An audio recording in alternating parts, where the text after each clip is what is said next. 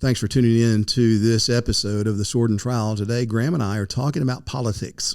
We are American Christians, and so we have to think Christianly about every area of life. And right now, the United States of America is in political turmoil, and probably will be going forward on the next several months, because of what has been made undeniably evident about our current president, and then the prospect of having a former president also be reelected to the White House. So what do you do in days like this? How do Christians think about the political arena? And again, our context is in a constitutional republic. So we hope that this conversation will be beneficial to you. It's something that as pastors, we are conscious of a duty that we have to the congregation we serve regularly. And we appreciate you tuning in to join us today.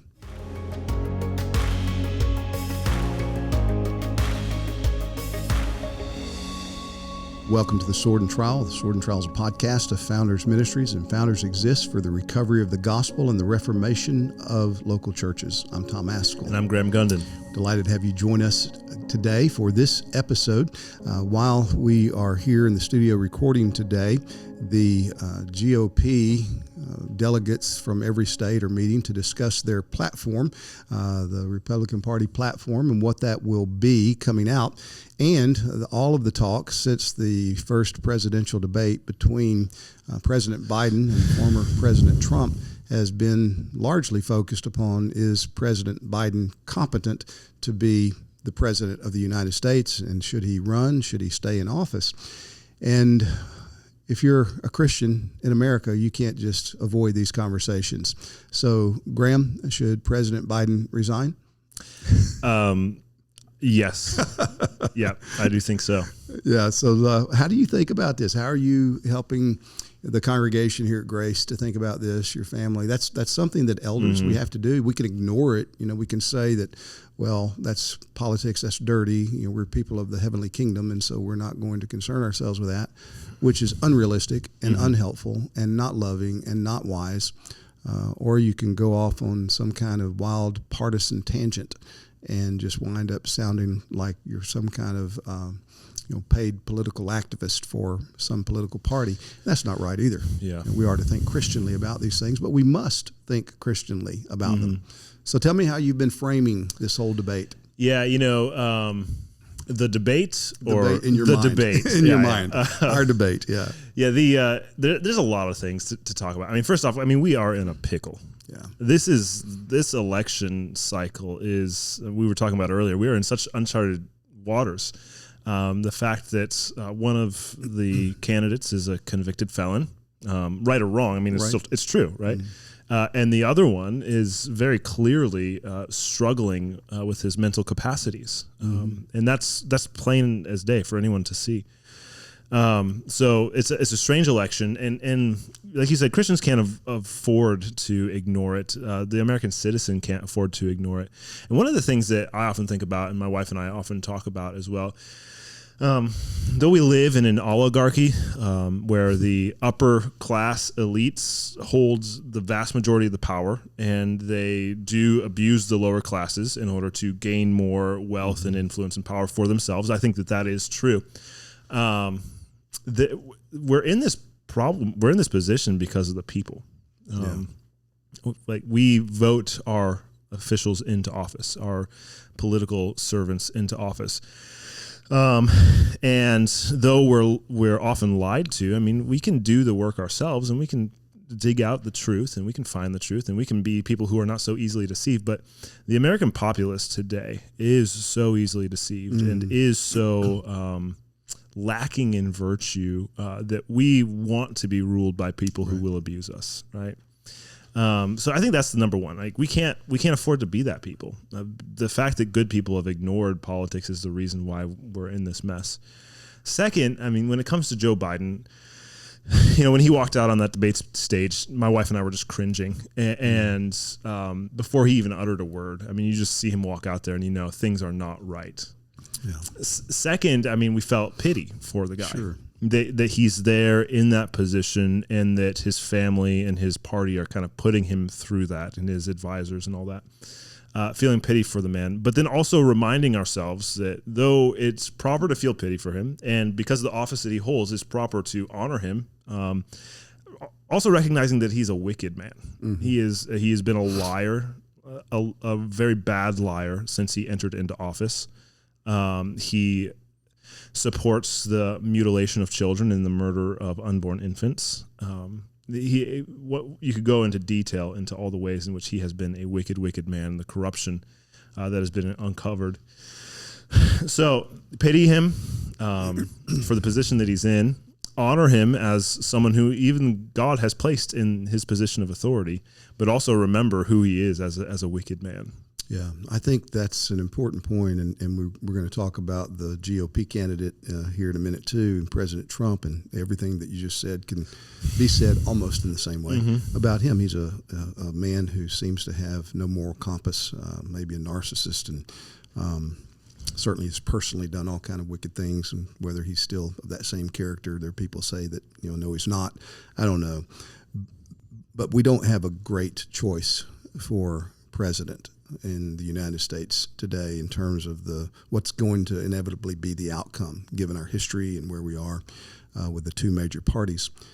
But as I look at President Biden, probably you have too. I mean, I've had people in my family that have suffered with dementia at the end of their lives, and it's painful. You care for them, you love them, but never, ever, ever did the thought enter into any of my family's mind that we want to platform someone that we love dearly. We wanted to protect them, even friends and even those that care about them that want to come see them. You say, well, it's not a good time because it's just not the way that you would show love for someone who has been affected by the ravages of the fall in their mental capacities being diminished, and all kind of things can come out of their mouths, and they just don't comprehend. And so it's watching that debate, in my mind, I was reminded of, man, we are so far east of Eden, and the wickedness of sin has been put on full display in so many areas throughout all of history from Genesis 3. But here now we are in the United States of America, and our commander-in-chief is suffering mentally, and it's evident to everyone, and yet nothing's being done about it. His wife, his children, those who care about him, they should not let this happen. So, I mean, I felt pity and grief. I also felt anger for those who should know better. Well, and that's the assumption that his wife and his children would care about him. Yeah. Because wives and children care about their husbands and fathers. Yeah.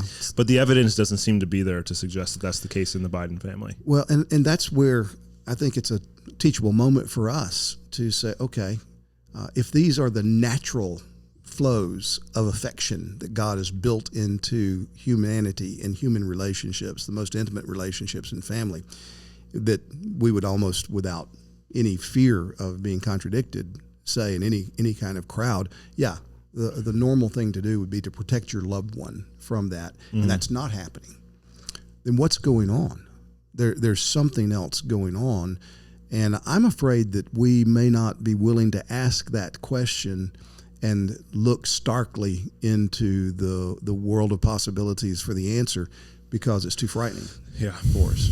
There's something motivating those who have their hands on the lever of power that causes them to do this at great cost, great expense. It goes against nature itself for the sake of what they've determined in their own minds to be a greater good, a greater value to them.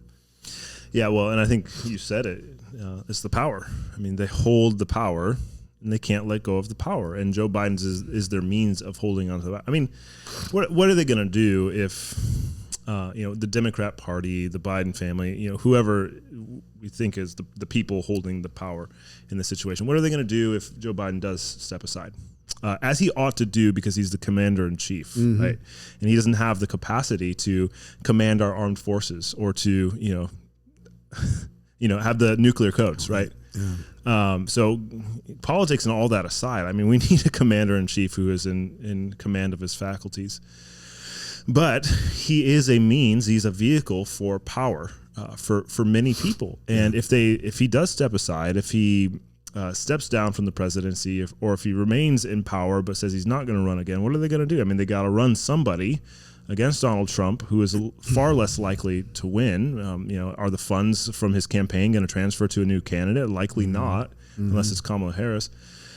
And we know what her polls look like, and so they got to stick with him if they want to stay in power. He's already on the ballot in several states, and I think that's becoming increasingly more and more states over the next week or two as well. So yeah, it's a political dilemma, and it does show you that there are things far more important than what God has woven into natural affections on the part of those who are calling the shots here.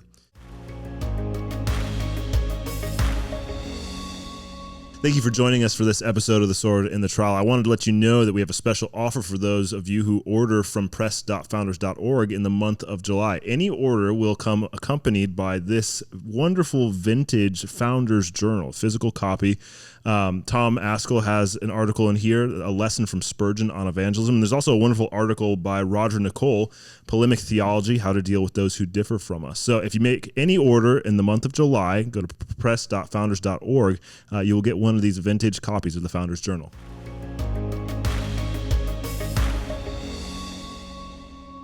And another fascinating thing is after the debate, the next 24, 48-hour news cycles, to see all of these liberal news outlets losing their minds. Oh no, we can't believe it. Did you see what happened? Yes. President Biden has suddenly lost his faculties. Well, I'm shocked. Yeah. Shocked that this could happen. Who could have known? So, I mean, that again is another teachable moment. If you have been trusting the mainline media, the legacy media outlets, you're unwise, and you just need to get rid of that. And there's enough access now online. I mean, not everybody has that, but if you have a computer that hooks up to the internet, then you can find avenues of information. And what I try to do is I listen to the left, the real leftists and the real rightists, and if they ever agree on anything, then I think, well, there's probably something to that, and let's investigate that.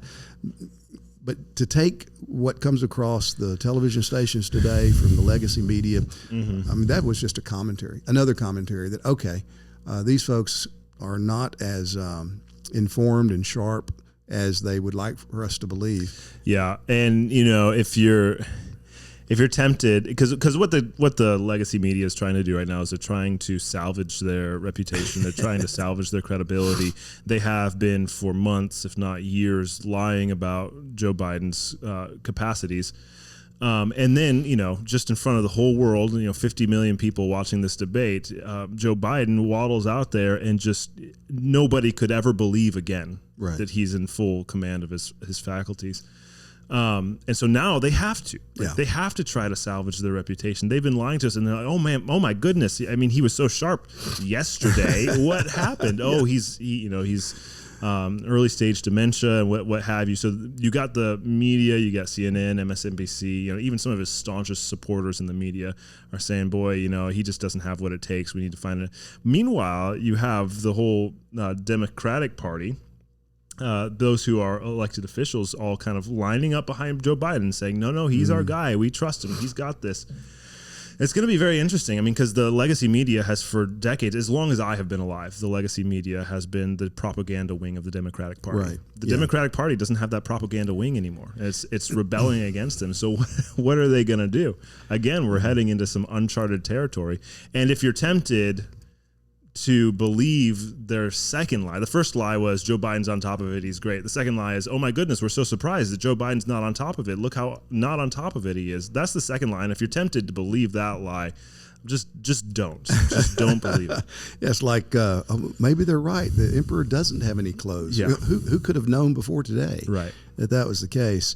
So yeah, there's you're right. It's uncharted territory in so many ways, and yet what we've lived through, the last 7-8 years or so from our media and our cultural elites, if you still have confidence in those who are telling you, trust us, trust the science, you know, and now have just kind of gone AWOL as there's more and more information coming out that we were just lied to on multiple fronts.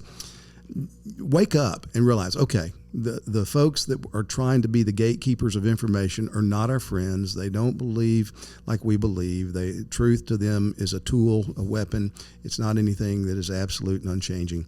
And those of us who know God, we're living in this world at this time, and we need to have our eyes wide open. Mm-hmm. And that's the thing that I want to try to help our people to recognize is, okay, you cannot pretend that things are as they've always been, which I think most of our people are past that. I think most of our people have been awakened to those realities. But then to come to proper assessments, biblical assessments, which you laid out a couple of them earlier, we're to honor the president because he is in the position that God has put him in. He raises up those who are to be world leaders, and those who are not to be, he casts down. So God has done this. He gives the kingdoms of men to whomever he wills. Exactly. So that's definitely true. And yet you can't pretend like that this man is in charge of all of his mental faculties. That is simply unbelievable. It's undeniable that he has these diminished capacities that potentially can harm not only him, but harm the whole nation and nations of the world, and maybe already have done so. I think a case could be made for that. So what do? Well, number one, remember God's sovereign. So what's going on here? I think what's going on here is clear judgment from God on this nation. Okay, if we are being judged by God as a nation, then what is our response? Well, I think Daniel 9 gives us a great expression to follow there in his prayer to the Lord. I mean, Daniel, we don't have one recorded sin of Daniel in the Bible. Doesn't mean he wasn't a sinner. Of course he was, but it wasn't recorded. And God's not shy about recording his people's sins, even his key people in the drama of redemption. But Daniel prays, we have sinned. Yep. We have sinned. And one of the things that I believe Christians need to do is come face to face with the reality that this has happened on our watch. Yep. American Christians, we need to wake up and realize, okay, we're not presidents, we're not congressmen, we don't have our hands on the levers of power politically, but we do have access to the one who brings emperors up and kings up and casts them down, and the one who judges nations.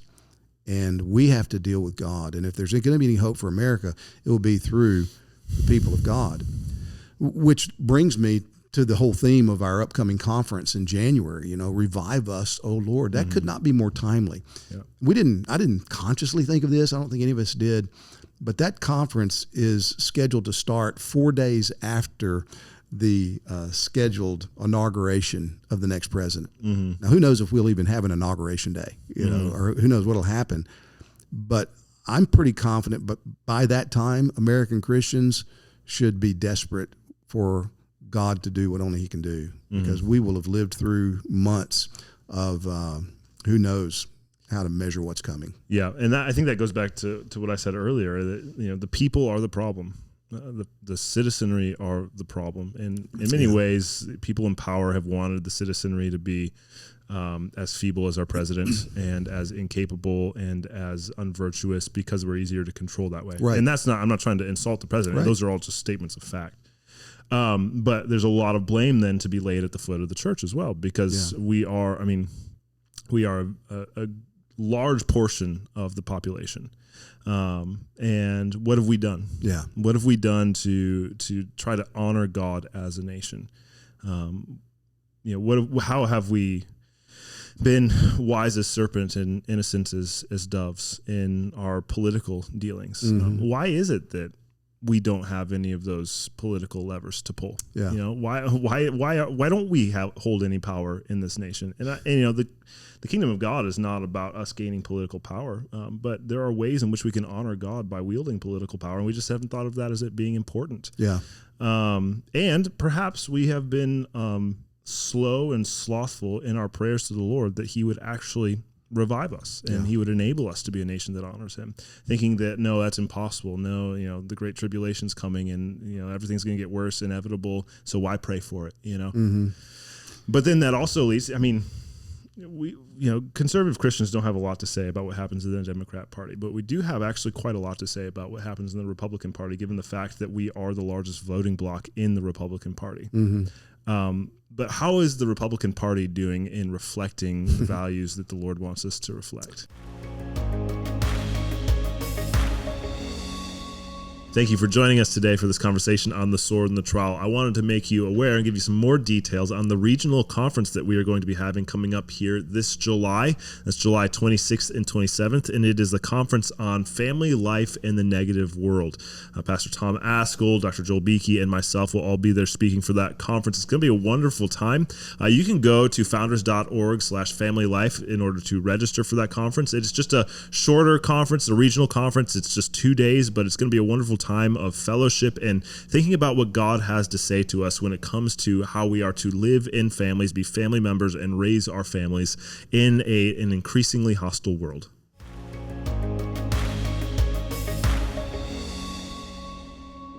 Yeah. I mean, that takes us right back to what's going on as we are meeting here with the Wisconsin gathering of the delegates to determine the party platform going forward. I think that we have to come face to face with the reality that American Christians have been allergic to power. And we felt like that power is somehow inherently sinful. Power corrupts. And so we've heard all of this. And certainly there's a wrong way. You can be power hungry and you can go for power in sinful ways. But what does it mean to love your neighbor in a constitutional republic? What does that mean? Would it be, if it was in your power, to have a godly magistrate versus an ungodly, wicked magistrate? Would the most loving thing to do to put that godly magistrate in power?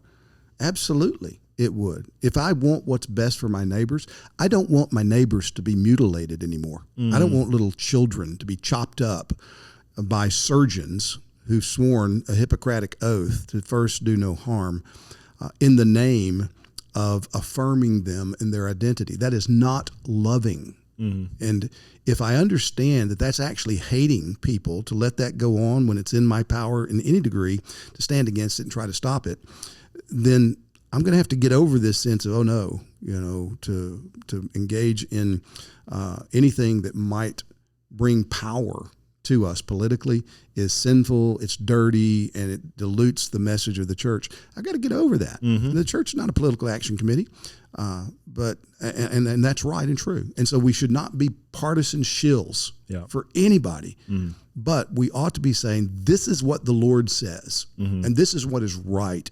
This is what is good. This is what is true. This is what is beautiful.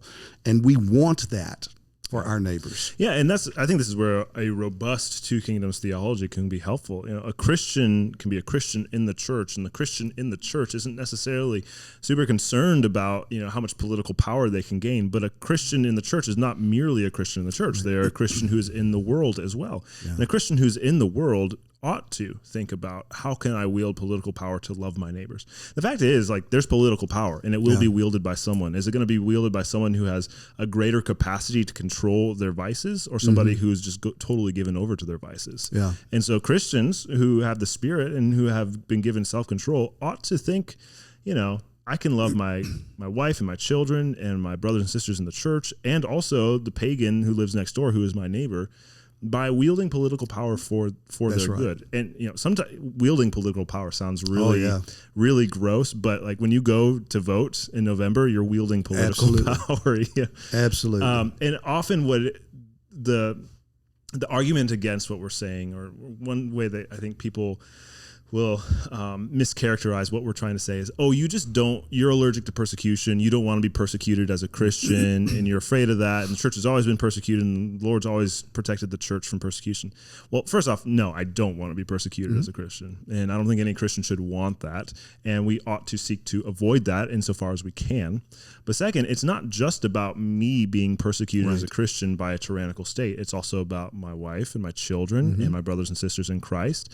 And then also my neighbor who's not a Christian being persecuted by a tyrannical state. And so it's not just about love of self. It's about love of God and love of neighbor. Yeah, and this often bleeds quickly into the whole religious liberty argument. Don't you believe in religious freedom, religious liberty, and the fact that we ought to be concerned about our Muslim neighbors and our Buddhist neighbors and our atheist neighbors, and we shouldn't try to exert Christianity in the public square, because to do that is to be repressive of them. That's crazy, because the best hope that my Muslim and Buddhist and atheist neighbors have is for Christianity to have significant influence in this culture, in this nation, and in the political systems of this nation. Because where there is vital godliness that is working its way through to pursue righteousness, then they're not going to be put to death because of their unwillingness to bow the knee to Jesus, because that is not the way of Jesus Christ. Whereas you can't say that about Islam. Yeah. So one of the arguments about religious liberty, I mean, I've said this actually to some unbelieving people, friends that I have, is, look, you better hope that Christianity wins out in our culture. And that's the reason that you've been able to have your atheist clubs, is because of the Christian foundations of this nation. And now they're crumbling, and you might see that as a good thing because the stuff that you hate, you don't believe, is fading in significance. But it's coming for you as well, because it will soon be so dystopian, and we're already there in multiple ways, that the one who has the biggest stick is the one who's going to make the rules. And if you don't line up with him, then you're going to have your head taken off too. Yeah. And that thinking about the GOP meeting right now and our influence over the GOP, again, like evangelical Christianity, and a lot of our listeners are members of Southern Baptist churches. We pastors in Southern Baptist churches, particularly the Southern Baptist Convention. It's such a massive denomination and has a large voting bloc, one of the largest voting blocs in the Republican Party. Does the Republican Party reflect conservative evangelical political values? Yeah, not at all. And they're trying to get even further away from it now. If they remove this plank about abortion and take that out because of former President Trump's abdication of that ground that he at least pretended to stand on, and he appointed good judges, and praise God for that. But yeah, we're facing a situation now to think Christianly about the political parties and the two candidates. We could have two candidates standing on political platforms that neither one of which you can get excited about. And at that point, what are you going to do? Well, I've got friends that are going to opt out. They've already opted out. Yeah. And they're not going to vote for either candidate. And I can't throw stones at them for that. What I can say is that given political realities that we have in this country right now, one of two candidates is going to be elected. And so, do you go with the lesser of evil? We know who one of those candidates is right now. We're not sure about the Democratic candidate. Not sure about the other one. That's right. But yeah, one or two parties is going to have a candidate elected. Do you go with the lesser of evil? Well, in one sense, all politics and political decisions is the lesser of evils. And so I get that, and I get Spurgeon's quote too, when faced with two evils, don't go with neither. So it's not like a zero-sum game, maybe. Though politically, it is binary. I mean, you can say whatever you want to, and you can maybe keep your conscience unsoiled by it. And I think this is where the debate needs to be held. This is where responsible Bible-believing Christians need to be willing to press one another and recognize, okay, there's room here. I don't see how anybody can vote for a platform that advocates the murder of children up to the point of death, up to the point of birth, and have the government pay for it. I mean, that's crazy to me. Yeah. If the Republican platform gets gutted on that issue, and maybe even has other issues embedded in it that I would find highly offensive, well then, okay, the question is, can you vote for somebody standing on that platform? Well, I'm having a struggle in my own soul about that one as well. Yeah, I remember as a small child, when Bill Clinton was president, the only thing I really knew about Bill Clinton was that he was okay with abortion. That's just hearing my parents' conversations that they had. And so I would pray regularly that, Bill Clinton would no longer be president so he could get rid of abortion. It's interesting that Donald Trump really isn't that far away from where Bill Clinton was in the 90s on the issue of abortion. I mean, he hasn't used the words safe, legal, and rare, but he's like, yeah, well, just not too much abortion is basically where Donald Trump is at. And that's where a lot of the Republican Party is following because, politically speaking, they think that that's where they need to go. Again, the same question, like, how do we get power? And getting power, again, like we just said, it's not a bad thing. But when you start to sacrifice vitally important truths like thou shalt not murder infant children by the millions in order to get political power, then you got to start rethinking. And so, what they're doing to Joe Biden in order to retain power, well, the Republican Party is not doing much better. What they're willing to sacrifice on the issue of abortion to gain more power. And I know people are going to say, well, they need to talk that way because they need to get into office so that they can actually do something about the illegal immigrants, and so they can actually do something about the abortion issue. And there's so many compromises and there's so many ways to justify it. But again, it is a tough decision. Thank you for joining us for this episode of The Sword and the Trowel. I wanted to make you aware of two new resources that we have from Founders Press. The first is a little booklet called Forbid Them Not by Ted Chrisman, Rethinking the Baptism and Church Membership of Children and Young People. One of the challenges for Credo Baptist families and Credo Baptist pastors is how do we treat our children who are making valid professions of faith in the church? Some Baptist churches wait until 18 years of age to baptize them. Ted Chrisman makes a wonderful argument against that practice and for welcoming even young Christians into the fellowship. So I would recommend you go to press.founders.org to pick up this book. Another publication from Founders Press is The 10 Commandments by B.H. Carroll. Obviously, this is a republication. B.H. Carroll was a Baptist pastor and founder of the Southwestern Baptist Theological Seminary, so a great Reformed Baptist. And this is his commentary on the 10 Commandments. Very practical, very theological, very helpful study of all 10 Commandments. So go to press.founders.org to pick up one of these two copies. And there are also several other books there that are available for pre-order as well.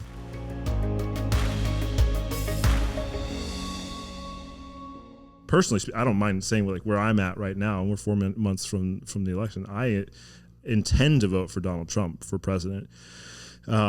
Because of who I think is going to come into office with him. I think there are going to be thousands of good, I have friends who have been asked to serve in the Trump administration, who are good, conservative, even Reformed Christians who hold to their values. And I think that's great.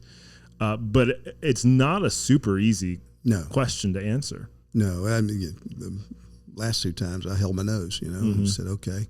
A little more hopeful the second time because of the good things that happened the first time that were, some of them not fully expected.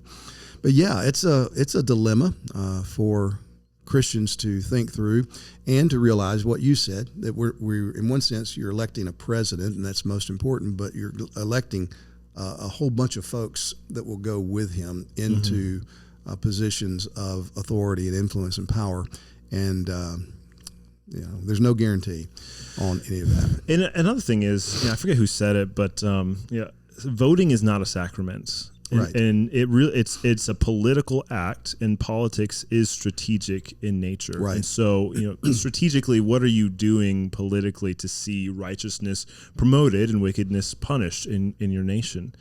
So it's a political calculus that you have to make in your vote. It's not, just because I vote for a particular candidate does not mean that I am now complicit in everything that candidate has said and done, right? And so we need to not treat it like it's a sacrament. We do need to treat it for what it is. It is a political, strategic move in an exercise of power. Yeah, and where this really comes down to a point of inflection for me is on the whole issue of abortion.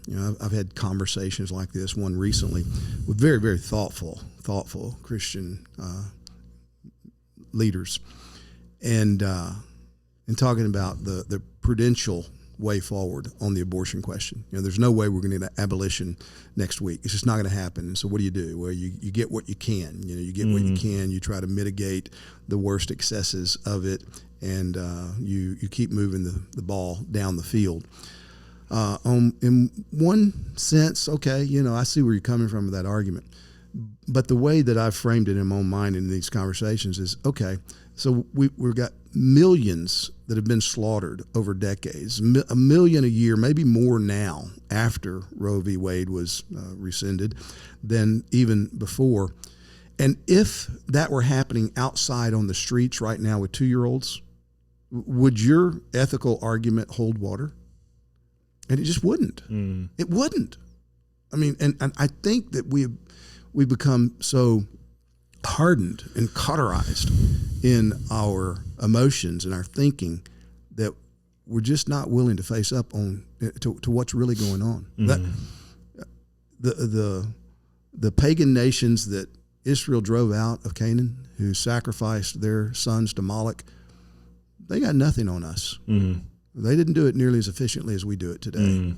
And if that's true, if what we're saying is really a Holocaust, we look back and we blame the guy who said, I was only driving the train, I only drove the truck, I didn't pull anybody into the gas chambers, I didn't turn on the gas. If you got opportunity to stand against this horrible, wicked evil and call for its complete eradication from our land, knowing that, prudentially, there's no way forward for that, and you don't do that. Is it politically expedient? Is that the right way forward to say, well, we got to do this in order to get that, so that hopefully down the road? That's a tough pill to swallow. Well, you end up having a political class that knows nothing but compromise. Exactly. And that's what we have. Even the best among us in DC and in our state capitals, that's just compromise is how they operate. Yeah, that's right. And I'm listening to a historian give a series of lectures over what happened in the 50s, 60s, and 70s. And he said, some people just shouldn't be politicians. He said, politicians, cutthroat, you get stabbed in the back. And if you can't take that and you don't realize that goes with the territory and you have to do this to get that, he said, politics is not for you. And I think, well, okay, I get that because I couldn't couldn't do that, But if that's the way it's got to be, I don't know. I don't want to believe that, but maybe so. But it doesn't change the fact that we have an authority that we have to stand under. And we have to be willing to say what the Bible says. And so these guys that call themselves Christians in the political realm that can't bring themselves to say, no, abortion is murder of image bearers, God's image bearers, and we should not be satisfied until the murder of anyone is illegal for everyone, as my friend Bradley Pierce puts it so eloquently. If we can't say that because we think it's not politically expedient, well, I think maybe your conscience has been captured by something other than the Word of God. Well, these are tough issues, and yet they're issues we have to think about. We can't ignore them, and we have to be willing to have the conversation. And I think one of the things that we want to do as elders here at Grace Baptist Church in Cape Coral is to try to understand the right boundaries of the arguments. Let's draw the boundaries clear, and then let's have those debates and press one another, help think together about, okay, what is the best way forward? And there may not be one avenue there, but there are going to be some things that are going to be outside those boundaries, and we have to call them and say, no, you can't do that. Yeah. But inside of these boundaries, let's pray and realize that we're going to have to make some decisions. But at the end of the day, what needs to be done, only God can do. Yeah, and one other note of advice as well when it comes to politics is that your local elections matter far more than your vote in national elections. Absolutely. This year in Florida, we've got a massive issue with Amendment number 4 on our state constitution. That's bigger than any presidential election. But who's going to be your sheriff? Who's going to be your county commissioner? Who's going to be on your city council? Those are all incredibly important issues for you and for your neighbors and for your family. So pay attention to those things. That's right. And we've got one of our own members is being challenged for his circuit judgeship here in Southwest Florida, Eric Leontief. He's the kind of guy you want sitting on the bench because he's unassuming, he's quiet, he's godly, he's thoughtful, and he has a great legal mind. And it's people like that, that you ought to, where you can, get behind and try to encourage to stand firm and pray that God would have mercy on your arena, your area, and give you the kind of God-fearing civil magistrates that can do good for you locally. Yeah, because we're called to love our neighbor. And who do we have the greatest responsibility to love? Well, those who are nearest to us. That's proximity. Absolutely. Well, Man, what a great conversation. It's not the last time we will talk about these things because they are pressing in on us all the time.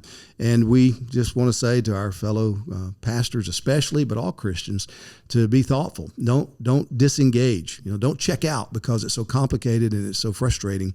Realize that on multiple levels, we have a responsibility to honor God because righteousness exalts a nation, and blessed is that nation whose God is the Lord.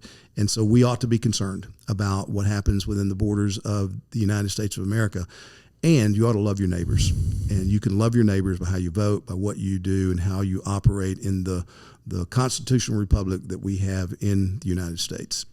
So thanks for joining us today on this episode of The Sword and Trowel. If we can serve you any way here at Founders, please don't hesitate to reach out to us. It'd be our joy to try to do so.